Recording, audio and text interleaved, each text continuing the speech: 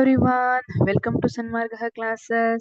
Let us see question number 37 of chapter Reproduction in Animals. What is binary fission? Give an example. Binary fission ಅಂದ್ರೆ ಏನು ಅಂತ ಕೇಳ್ತಿದ್ದಾರೆ.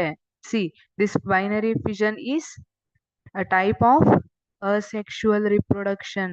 ಇಲ್ಲಿ reproduction ಅಂತ ಬಂದ್ರೆ mainly sexual and asexual reproduction. Asexual reproduction, there are many types: binary, multiple fission, vegetative propagation, fragmentation, regeneration, budding. These are the different types. ಅದರಲ್ಲಿ binary fission ಅಂದ್ರೆ ಏನು? See, bi refers to two ಅಲ್ವಾ? Two ಅನ್ನೋದನ್ನ indicate ಮಾಡ್ತಾ ಇದೆ. Fission means dividing or splitting ಅನ್ನೋ meaning ಅನ್ನ ಕೊಡ್ತದೆ.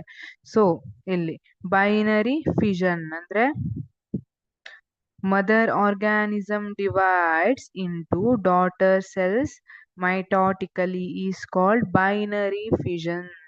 ನೋಡಿ, ಮದರ್ ಆರ್ಗ್ಯಾನಿಸಮ್ ಇರೋದು which divides into daughter cells mitotically. What is mitotically? Mitotically ಅಂದ್ರೆ ಏನು?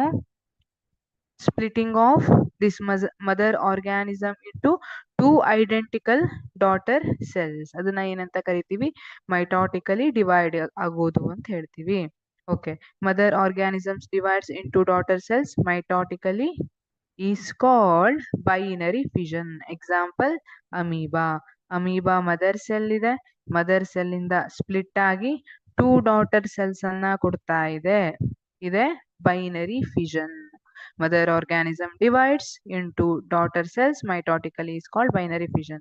Or single mother organism or single mother cell divides into two daughter cell is called as binary fission. ಅದನ್ನ binary fission ಅಂತ ಕರಿತೀವಿ. Amoeba good example.